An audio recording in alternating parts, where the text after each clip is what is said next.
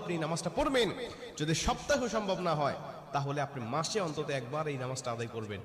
চাচা, যদি মাসেও আপনার পক্ষে কষ্টকর হয়ে যায়, বছরে একবার পড়বেন। যদি বছরেও না পারেন, জীবদ্দশায় অন্তত একবার হলেও নামাজটা পড়বেন। কারণ এই নামাজটা এত পাওয়ারফুল নামাজ। এই নামাজটা আদায় করার কারণে আপনার প্রকাশ্যে অপ্রকাশ্যে যত গুনাহ করেছেন, আপনার ইচ্ছায় অনিচ্ছায় যত গুনাহ করেছেন, আপনার অতীত জীবনে যত গুনাহ করেছেন, সব গুনাহ আল্লাহ আপনাকে ক্ষমা করে দেবে। চাচা, এই নামাজটার নিয়মটা একটু ব্যতিক্রম। এই নামাজটাকে বলা হয় সালাতুত তাসবিহ।